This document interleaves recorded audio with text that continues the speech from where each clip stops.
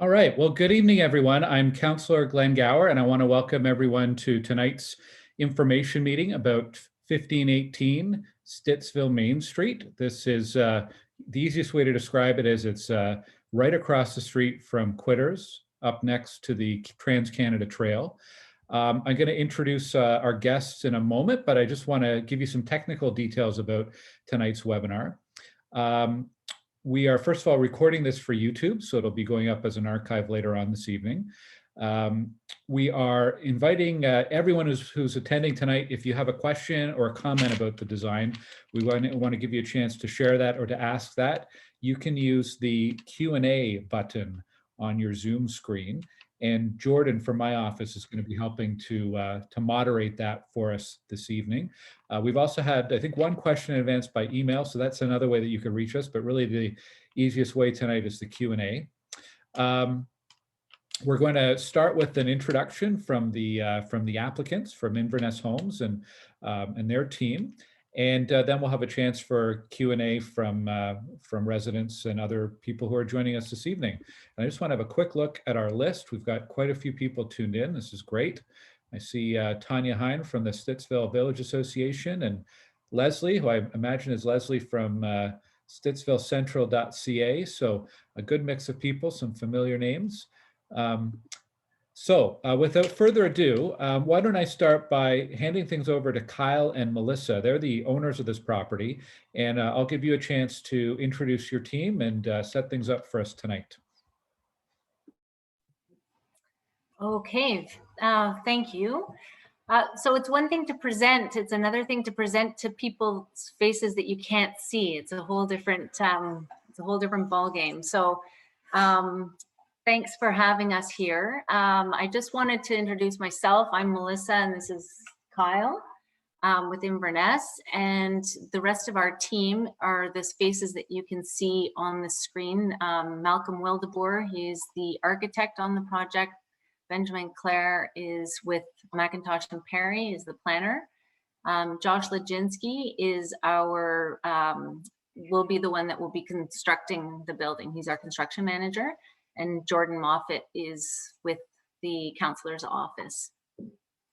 So I just wanted to do a quick introduction about us. So Kyle and I, we've lived in Stittsville for 15 years. We have 3 kids, and they all attend local schools. So we're a resident of Stittsville. We love the small town feel of Stittsville, specifically the Main Street appeal. We think that sets it apart from something like Canada, where there's not really that Main Street core. Kyle has been building in surrounding areas. He's a medium-sized builder, concentrating on mid-rise apartment buildings right now in small communities like Carlton Place. We're active right now in Carlton Place, Almont, and Carp. And so the question was, why do we develop this piece of Stittsville? So we, I guess since it went up for sale, which was it 7 years ago? We've been eyeing it. We've, as I said, we have always loved the small town feel of Stittsville, and we really wanted to contribute something special to the redevelopment of Main Street in a significant way. And as we just kept seeing it as it was available, we had a couple of milestone events. So there's some emotional attachment to it. Kyle's 40th birthday was there, and we've hosted some other parties in what used to be Louisiana's and then Nola's. And so we always had our eye on it. And when it wasn't selling, we thought we'd put our minds to creating something special there. And we thought, what better thing to do is to create something unique, a place to live, a place to gather for Stittsville, and something that could be a good addition to the landscape and feel of Main Street. So it was important to us that we develop something that fit with Stittsville. So we hired Malcolm Wildeboer, who's also a resident of Stittsville, to put our concept into reality, and he is the one that was able to, bring our vision to what you see on the screen now. So I think, Malcolm, it's probably the right time for me to hand it over to you. And unless you No, that's want to fine, say yeah. something No. else, no? And then Malcolm, you can go ahead and describe how we got to this design. Counselor. And I'm with you, Melissa. It's hard to make a presentation when you can't see who's the crowd, but I'm very happy to be here. And to your point, I've also been a resident of Stittsville for 22 years. I just live a little west of the station, actually, on Abbott Street, so just down the tracks. And I too have often admired this site, and in particular, it was quite a sad day when I saw Louisiani's, or the old Bradley store, burned down, and it left quite a hole in sort of the urban fabric and downtown fabric of historic fabric of downtown Stittsville.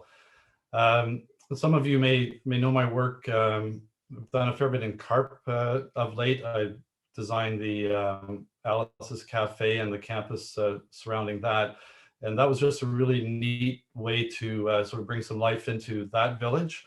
And it's worked very successfully. A lot of sort of neat synergies there with, people cycling into town, spending time at the coffee shop. So a lot of these ideas, in fact, I think Glenn and I even met prior to him becoming counselor. We met in CARP because Glenn wanted to sort of think about how Stittsville could take advantage of some of the things that we were doing there. So as a longtime Stittsville resident, I was delighted when Kyle and Melissa approached me and asked me to take a look at this property. I jumped in with both feet because it's a very meaningful site. It's meaningful to be a resident of Stittsville, and to also be thinking about the historic fabric that's been lost and how do we revitalize this core. And I also saw this project as a bit of a bridge between the 1894 Greens Hotel, the big hotel, and what was a big hotel, railway hotel in the corner, and sort of the newer development that we're starting to see heading further south on Main Street. So this building was to be like a bridge. So you'll see the date on this slide, December 22nd, and we were asked as a team to present to the Urban Design Review Panel. And many of you may know about that panel, but it's comprised of architects and landscape architects, basically my peers, but they're all from out of town. And this is a program the city has introduced just to ensure that there's a second set of eyes on what we're proposing within the city and in terms of architectural development. So it was an interesting experience. It's very different than from tonight, because tonight I'm speaking to people that are from my village and my town and kind of know what's going on. But it was a neat opportunity for me to present to a group that really doesn't know Stittsville. And so I'm actually going to just sort of walk you through that presentation, maybe at a little simpler level, because you do understand the village already. But this was the first slide, and we'll just scroll through just to help you. And it's kind of neat, I think, for all of you to see your town and how it was presented. So I think we're all very aware of the location of the site, parallel to the Trans-Canada Trail, and we really can't think about Stittsville without thinking about its railway history. The town was developed up against this track, and what's unique to it as well is the long, deep, narrow lots running parallel to the track. That was sort of a unique thing, and here we are today trying to work with these long, narrow lots. So that really kind of informed the design as well, that that we could create the urban context right up at the street and then tuck in behind a long, narrow residential development. So this here really is just a street view. All these arrows point to the various heritage buildings within the core that you're all quite familiar with. And the most prominent recognized one obviously is the Greens Hotel. And then we, of course, all know Quitters and Pretty Pods, which was one time the bank. And then here's that sad day in 2013 when Louisiani's or Lola's burnt down.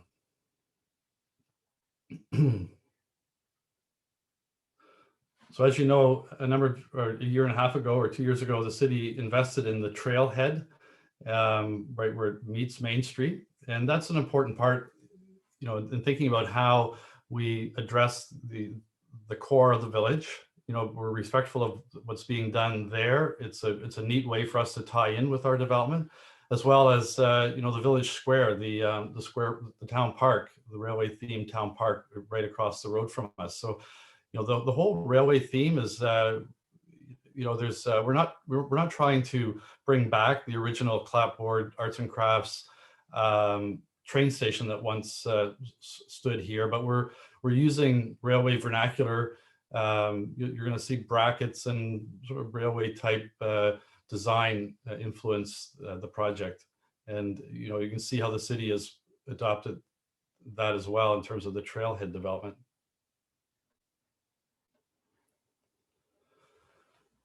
So this year was just to give us some context and sense of scale. You'll all recognize Green's Hotel. You'll recognize the trailhead, and then our proposal here with the restaurant and a clock tower. We thought it'd be, you know, a clock tower is a pretty neat thing as part of a train station, but it's also neat for the village core to have a clock tower. That's why we thought we'd sort of celebrate this element here, and then you'll see pretty pots right beside it. So in terms of the scale along the street, we're very you know, in tune with what's happening there.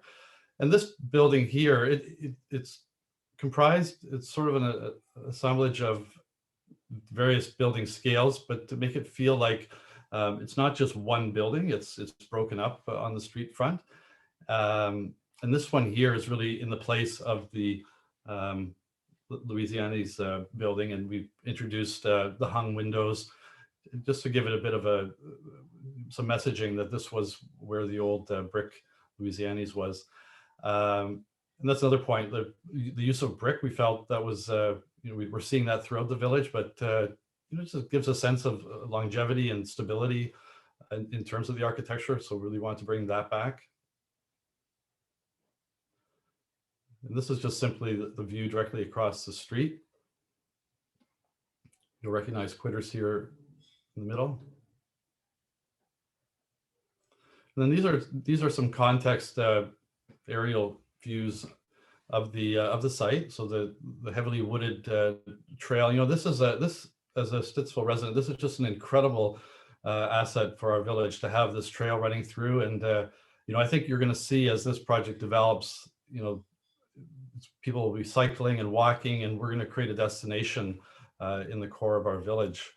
We're looking closely at how we can create bike racks as you come in off the trail, and walking, and in the wintertime, cross-country skiers would be able to just to pull in and enjoy the restaurant, or even have yeah, coffee or drinks there. So here we have an aerial view of the site from the northeast, and then here from the other angle. So our big vacant site here.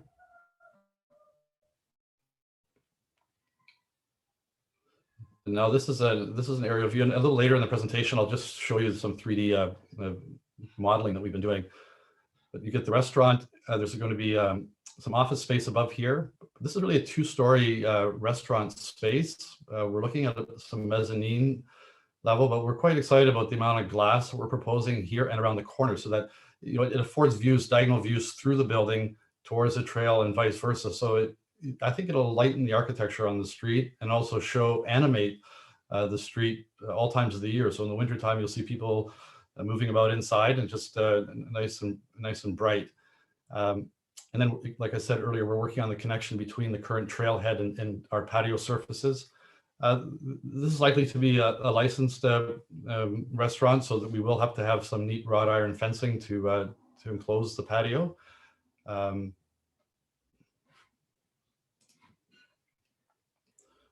Our landscape architect, Gino Aiello, has been we're working very closely with us as well as to how to you know, tie this in with the trail and sort of soften its presence along the street, as well as hide the parking. So the building takes up the largest percentage of the width of the frontage, and then we have a laneway in here that we will hide the necessary parking for the four-story residential. And this is a ramp that takes us down to the below grade parking. This is a little more technical drawing of our site plan. as is this. Working with McIntosh and Perry, both as planners and the civil engineers. The underground parking solution.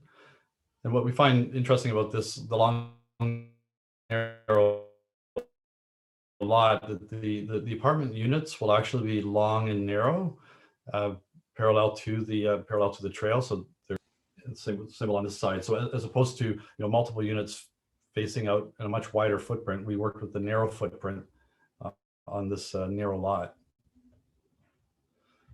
So you'll never actually see this this view because of this is standing looking at it from the Trans-Canada Trail, but it's quite wooded, as you know. But this gives you a sense of the architecture and the articulation. We proposed to put the bracketed heavy eaves and low slope roof, break this up into what would feel more like two buildings divided by these arches.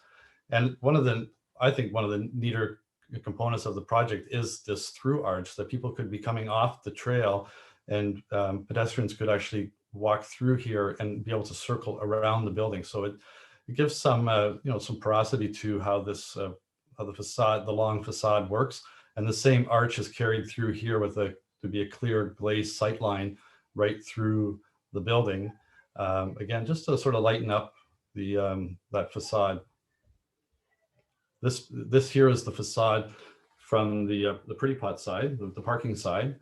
You'll see that archway here again, clock tower, and then the entry arch for the residents in the residential wing.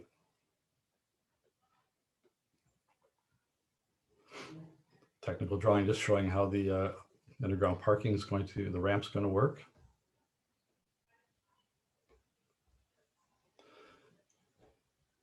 So here we are.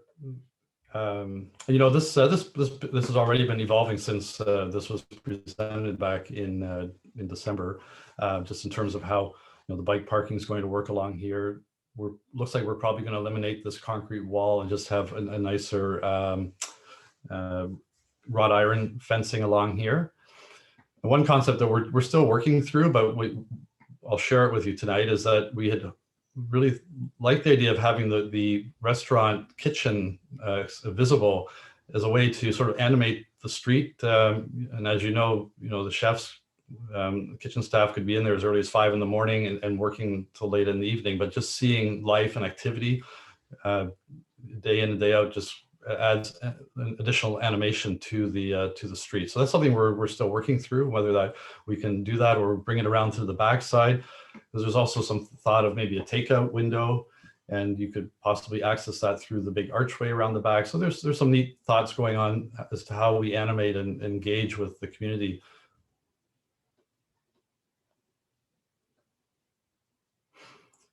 So you're seeing a lot of the red brick detailing and some of the backup in here, the train station vernacular with the brackets and the window choice with the hung windows. It's a nice shot of how it's going to interact with the trailhead, the Trans-Canada Trail. And then evening shot. So I thought what I'd just do for one moment, and then we can hop back to Glenn, to Councillor Gower. I'll just pull. I'm going to share the 3D view of this. So we took the time to model a lot of the adjacent neighbors, the Quitters again, the Pretty Pots, the Greens Hotel, just to help everyone see this project in context. It just takes a second. It's quite a large file, but as we're looking across the park here into the building, these trees here are, it's probably thinner than what's actually there, but you'll see how the building is quite camouflaged back in parallel to the trail.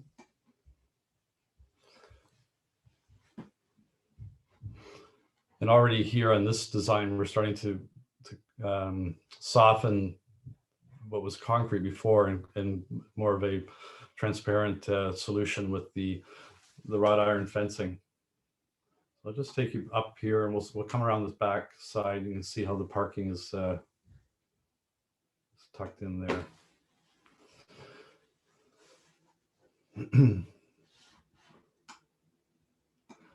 So this is also still evolving in terms of hiding, some of these necessary garbage enclosures, things like that, with trees and landscape here. And the other point as well, we want to make sure that this feels very pedestrian friendly, so there won't be curbs, but that you could be walking along the street and this still feels like it's part of the pedestrian area, not that you're crossing over a drive aisle. But Councillor, I think I'll leave it at that. If you want to jump back in. Okay, yeah, thanks very much, Malcolm. That was a great overview of the project and what's being proposed. So I just want to remind people who are tuned in, if you have a question or a comment that you want to share, you can use the Q&A panel, and Jordan is going to help moderate through there. I know we did receive a few questions by email. So Jordan, if you wanted to start off with those ones, and we'll see who's best to answer them on the call here. Okay, great. Yeah, we've had a couple questions in the chat so far as well. I'll start with the question we got from the email. It's about parking. They want to know what the formula was to create the parking, specifically with regards to the balance between the residential and the space for the restaurant parking. So how's that parking calculated? Ben, can you take that one? Certainly, yeah. So within the zoning bylaw for this particular zone, the parking requirements is actually fairly complex. In this instance, though, there's a total of 63 parking spaces that are actually required based on what's proposed. And it's a function of the total number of units proposed, so 33 residential units, and then also the mix and floor area of the commercial occupancy. And what helps the required parking in this instance is that there's a mix of uses on the subject lands. So that reduces the total number required. So 77 are supplied in this instance, and only 63 are required today. If a mezzanine is added within the restaurant, that gap will probably close somewhat. But right now, and kind of preliminarily, there's going to be 40 spaces provided for residents. Most of those will be underground, so 35 underground. And then the others will be available for residential visitors, and then 30 for restaurant and office at grade. Right, Jordan, we'll keep going to you for questions. Okay, next question comes from Chris. He's has a question about the short wall at the front along Stittsville Main Street being changed into a wrought iron fence. He wants to know if there's any issue with winter maintenance with the fence with regards to salt rusting the fence or snowplows, and follow up if you have any renderings to demonstrate what the new look is going to look like. Malcolm, can you answer that one? Yeah, so we are just advancing these ideas. These are ideas that came out of the Urban Design Review Panel. They were pushing us, pushing may not be the right word, but they were asking us to really look closely at the stone wall or the concrete wall that we had there previously, as being just a little too brutal. There is a grade change there, so I think that may answer the snow removal question. Do I still have access to the screen? Are people seeing my screen? Yeah, we are. Yeah. So there's about a 300 millimeter or 1 foot concrete transition between the patio surface and the sidewalk to begin with. So that I think that's going to help us manage our the salt issue, which is obviously a very good point to raise. And I think when we also are. It's going to be garden and green on the other side of the fence. So we're not anticipating, a lot of snow or salt up against the fence. So I think that's a very good point to be considering. Yeah, hopefully, and I think additional detailing and renderings will, at this scale, at this level, will be forthcoming. Okay, next question is from Andrew. First, he wants to compliment the presentation as being great. Question is, when are the construction timelines for the project, and when will it be ready for occupancy? Who'd like to take that one? Kyle and Melissa. Josh, you want? Oh. Yeah, so we're hoping to get approvals from the city and get started next spring or this time next year and have it ready about 14 to 16 months after that. So that would be the summer of 2023. Yeah, for patio season. All right, I'll go back to the emails for this question. It's about the parking as well. The parking entrance and exit is on Stittsville Main. And if that's the case, will there be extra congestion created on Stittsville Main? So I'm going to answer that one fairly frankly. I think right now the site is vacant. So there's no question here. There's going to be added units here. There's as I mentioned, 33 additional residential units. And then there's hopefully a fairly vibrant restaurant here as well, and then some office. So there's going to be increased activity, certainly on the site, no question about it. And as a result, there's going to be more traffic as a result of the development. So the frank answer is yes, there will be more traffic generated based on the development. The second part of that item, though, or response to the question is, this is all contemplated by way of a traffic study that's been required by city staff. It's kind of standard process. And the traffic study ensures that what's proposed is appropriate for the infrastructure that's in place today. And it also contemplates nearby infrastructure intersections that are affected. Recommendations are made as part of the standard process. And that's being reviewed now by city staff. If I could add maybe a little bit to that context, because whenever we have a new development for Stittsville Main Street, traffic does come up as a concern. I think most people in Stittsville do support new businesses on Stittsville Main Street and new homes. And absolutely, that's going to mean probably more vehicles that are part of that. One important project, a bigger city project we're working on, is getting the Robert Grant Avenue fully built out. Right now that runs from Fernbank Road to Abbott Street. The plan is to have that road connect all the way up to the Queensway, and that will start to become the main north-south route and take some of the traffic pressure off of Stittsville Main Street. So some of the through traffic that's going on Stittsville Main to get from the south end of the community to Hazeldean Road and further points north, that will start to shift towards Robert Grant. And that'll help ensure that this road is still useful for people who are accessing local homes and local services on the street.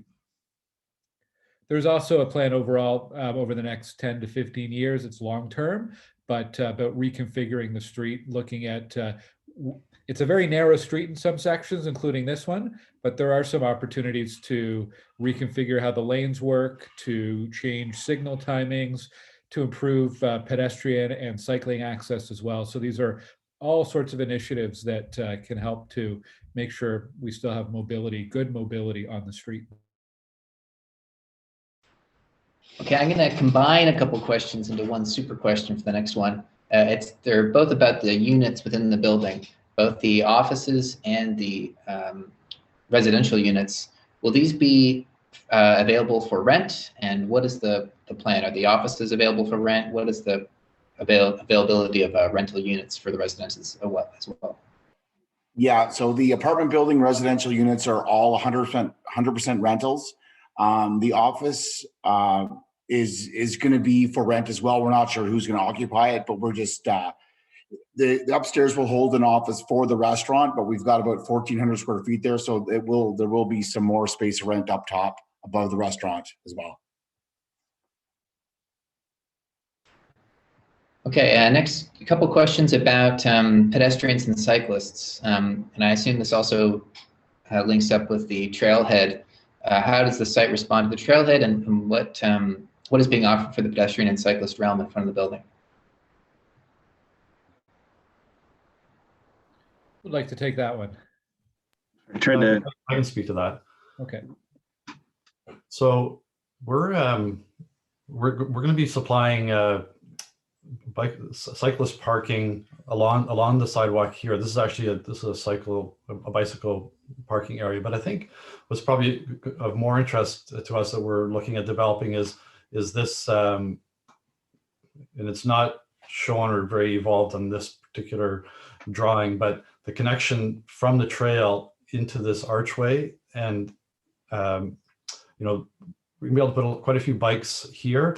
What you should also know is that this is sort of public space or amenity space for the apartment, the people living in the apartment. So this whole corner here is not a private unit. This is an amenity unit, or a large gathering room with an outdoor type terrace. So you know, I think it's appropriate to have pedestrian access and bicycles here, and also stored within the archway.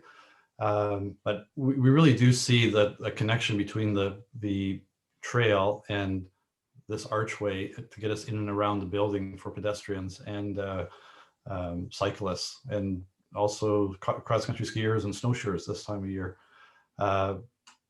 And this here, you know, people can pause and sort of hang out here in the trailhead on the benches.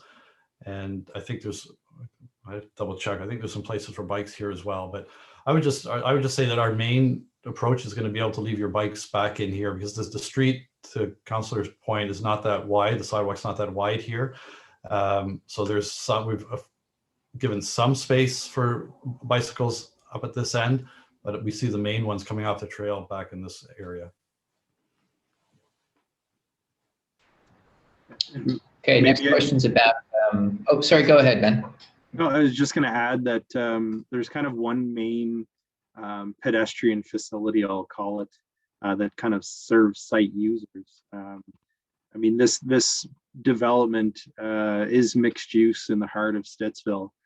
So although we're talking a lot about vehicle traffic and congestion along Stittsville Main, there's no question in my books that this contributes to a bit of a hub of activity within Stittsville, and hopefully that will cause more walkability, and that a lot of residents will be walking instead of driving or using their bikes, which is very likely, especially for recreation with the trail. But there's one kind of main pedestrian walkway internal to the site, and actually we're increasing the width of that ever so slightly as part of a revision. And the zoning bylaw also requires a certain number of bike parking spots. So those are being located on the site kind of strategically as we can around entrance points of entrance for the buildings. Back to you, Jordan. All right, architecture and landscape design question. Is there a landscape plan for the addition of trees, and what types of trees there are going to be and where? And is there any wood involved in the actual design of the building? Yeah, so Gino Ello, the landscape architect, has definitely been working on the landscape plan and the introduction of trees. There's still some discussion about the species. You know, they're going to be, you know, indigenous to the area, but I can't really speak to that. You can see that trees are located on here, but the species hasn't. Other than that, they're likely to be deciduous. I don't know which trees are actually going to end up there, and that's something that will be worked through the process with the site plan approval. But yeah, lots of vegetation with trees and plantings along the green areas, as well as around this facade. Yeah, but in terms of wood, absolutely. And I'm glad you asked that. this is probably going to be largely a wood. The engineered structure is going to be largely wood. We're looking at using some of the sort of newer engineered solutions, such as cross-laminated timber or nail-laminated timber. So that's exciting for me as well, to be looking at using wood as a renewable resource and as a sort of the bones of this building. Okay, I just have one more question in the Q&A. So if you have a question and you haven't asked it yet, feel free to add that in the chat. And as I say that, another one drops in. So this is another question from Chris about the patio. Will the patio be used for a restaurant, or is it a space for purchase and go? If it's just purchase and go, could the patio be reduced and sidewalk be enlarged if there's less space needed for the patio?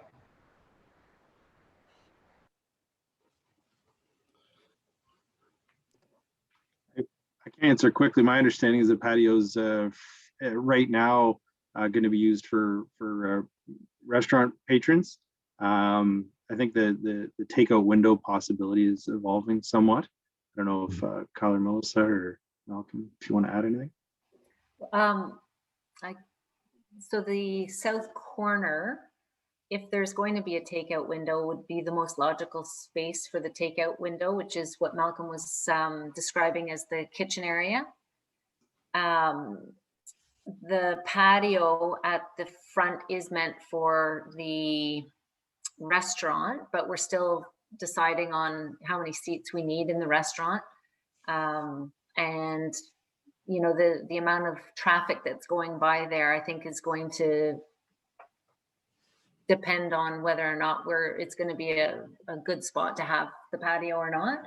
So we're still in the planning phase of that, but the thing that we're limited to is that grade change. So there is a grade change there. So the sidewalk and the patio does have, a slight grade change. So it wouldn't be able to extend completely onto, it wouldn't be a smooth transition in any case. So we would have to accommodate that in one way or another. I don't know if that answers the question, but. Okay, I have a couple questions here that might be more about the Stittsville Main right-of-way. So this might be for you, Councillor. Questions about the traffic calming on Stittsville Main, the potential for cycling facilities to get cyclists off the sidewalk, and potential safe crossings to connect with the other side of the Trans-Canada Trail and Quitter's Coffee from this site. Yeah, I can tell you about a few initiatives. We actually had a very good call earlier this week with the city's public realm group, and one of the projects, I guess, that we've initiated is a bit of a preliminary study focused in on the core of Stittsville Main Street to look at the right-of-way. Right-of-way is kind of a technical planning term about what is the width of the road and what can we fit within that width. So we probably need 2 lanes for traffic, but we also want to make sure that we can accommodate pedestrians and cyclists safely as well. There's some parts on Stittsville Main that are a little bit wider and easier to do that. There's other parts like this one where it's more difficult. So if is there some combination of improvements to the streetscape, signage, cycling infrastructure? So that's something we're looking at. We are going to be installing this year a pedestrian crosswalk near the municipal parking lot that's just south of here. So it's a little bit south of Orville Street. So that'll connect the 2 sides of the street. That was supposed to be done last year, but due to COVID-19 issues, it's been delayed to this year. The other thing that's still an issue, and we've asked city staff to have a look at, is the intersection of Sidsville Main and Abbott Street. It does have a strange jog where you have to kind of go through the traffic lights for the Trans-Canada Trail. It's not very convenient. And there's the islands that you have to cross as a pedestrian or a cyclist to get across the street. And that's also, if that intersection were to be designed today, it probably wouldn't meet the accessibility or mobility requirements that we have. So it's another thing that we have asked city staff to look at and recommend what improvements could be done and start to look at the budget that we would need to start to reconfigure some of these things. We're seeing more and more people use the trail, and so we want to make it as convenient and as safe as possible for people to keep doing that. But also, once people arrive in Stittsville Main, how can we make it easy for them to head north and south up and down the street so they can go and support local businesses as well. And Councillor, just to follow up on that for clarification, does this project spur on those street improvement projects, or is that a separate project entirely? How does that work together? Well, I think they work hand in hand. So anytime we have a new development proposal, as Malcolm's given us an overview, there's some changes, improvements, upgrades made to, say, the sidewalks. So that's an opportunity to make sure that we take that opportunity to invest and to work with the developers in each of these projects to make improvements. You know, across the street, there's a new project being built right now. You probably see the cranes on Stittsville Main Street. So over there, they've taken some care to do some upgrades to the sidewalks as part of that process. So they kind of go hand in hand. There's a bit that the city would do on its own, but also whenever there's a new development, it's an opportunity to improve the sidewalks and everything else around transportation on the block. Okay, I have two questions from Tanya, and once again, this is the last question in the bucket, so here's your chance if you're sitting on one. Tanya asks, first question, I skimmed the tree conservation report and noted several trees were designated as non-retainable. If applicable, could we talk about how trees along the trail will be affected? And the second question, also regarding traffic, has there any thought been given to a right-in, right-out entrance during peak hours on Abbott and Stittsville Main Street? So maybe I can answer the question at a high level about the tree conservation report and the trees along the rail or the trail rather. They were all subject to the tree conservation report that was provided to the city by the consultant that Kyle and Melissa hired for this one. And the trees within the trail, that's city property, won't be harmed as a result of this development. And I think Malcolm had a slide earlier that actually shows quite a bit of planting new trees that are going to be proposed along adjacent to the trail as well. New trees on site. All that being said, there are some trees identified within the tree conservation report that needed to be removed in order to facilitate the development, and never a positive thing, but part of the reality of development, and kind of city process is being adhered to in relation to those removals. And just really quickly with respect to the right in, right out. Now, actually, that I think you mentioned Abbott Street. Did you, Jordan? On that question, the question said Abbott Street. I'm not sure if they meant from the parking lot to Stittsville Main. Okay, so no right in, right out. That again, that it's considered an intersection in the traffic study. No right in, right out was kind of warranted as part of the safety analysis that went into the recommendations. Okay, we have an architecture question now. On the two-story spot at the front of the building, the flat roof, is it going to be a green roof or a rooftop patio, or what's the flat roof plan? So the flat roof is, at this point, we've not discussed green roof, but it, with the restaurant and the mechanical requirements for that space, there will be tucked in behind this the sloping parapet, which is this facade here. We will be having mechanical equipment. Haven't talked to Kyle and Melissa about a rooftop garden there yet, but perhaps we will. Maybe if I could just add quickly, all the rooftop mechanical units are for kind of ventilation and air circulation, and those are contemplated within noise study that's required as well. So no impact is anticipated to any adjacent properties. We don't want to see them or hear them. Yeah.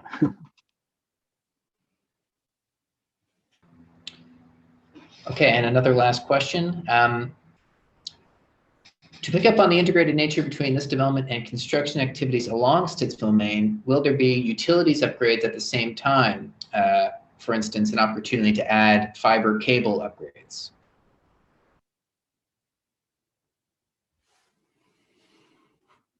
Not sure if anyone can answer that. Ben or? I can't. I wish I could, and my civil engineering colleague's not here. I would say though that any kind of increase in population will probably further along the supply of those kinds of services. But I don't know the answer. Sorry. Okay, yeah, I'm sorry we can't give a full answer to that one, but any more? Okay, question about snow storage. Where will the snow be stored? And so for this one, my understanding is right now that in order to provide adequate parking, that it'll be removed from the property on an ongoing basis. We've got nice big storms, and then probably if not, it'll be managed kind of more locally. All right, we are officially out of questions. Okay, I don't even know what time it is. Okay, we're about 10 minutes till our 1 hour mark. Well, thank you to Kyle and Melissa, Malcolm, Ben and Josh for answering questions and for the excellent presentation. I'm going to start sharing this with other developers. Having the 3D model actually is really, really helpful to illustrate some of the answers. So really appreciate that, Malcolm. So a few things I wanted to share. First of all, the official deadline for public comments, I believe, has passed. However, you can always send comments and the city's planning staff will consider them. You can visit my website, glengower.ca. And if you search for Stittsville, Maine in the search bar, you'll see a link to this application and all of the information where you can send formal comments to the city planner. City planner in this file is Laurel McCrate. One of the best city planners in the city, actually. Unfortunately, she was feeling sick tonight, so she couldn't join us. But if you do have any questions or comments about this file, you can email Laurel. You can also email me, and I'll be happy to pass those on and get some answers for you. We're in the middle of a big public consultation project around revitalizing Stittsville Main Street. I shared a link in the chat box to where you can find more information about those activities and any new developments that are happening. We have our first meeting next week of the Stittsville Main Street Steering Committee, which is a group of a dozen people, some residents, some professionals, some local businesses, who are going to start to do the legwork in putting together some plans and some activities to help kickstart some healthier development and improvements to the streetscape and maybe even some events down the road. So I'm really looking forward to that meeting and what comes out of some of the ideas from this group. Like I said earlier, we've continued to have meetings with city staff and looking for any opportunity possible through city programs and city budgets in order to fund some upgrades and improvements to the street. And really thankful that we have property owners with a vision like Kyle and Melissa, who really understand the importance of a site like this. This is this is the most important piece of vacant land on Stittsville Main Street right now. And it's really important that we get this right, because this is what's going to inspire future growth further south and further north. And I'm very happy with what I've seen so far. There's still quite a bit of process and approvals and so on. And that's what we'll be working through over the next few months with Kyle and Melissa and their team and with city planners. So I do want to thank your team for being here tonight and for your presentation. I want to say a big thank you to the residents who took time out of your busy schedules to join us. And thank you as well to Jordan for helping with the moderation tonight. We will be putting this up on YouTube, and I'll share the link in my email newsletter and website and social media and everywhere else. And thank you for joining us. I hope you have a great evening, and we'll talk to you soon. Good night.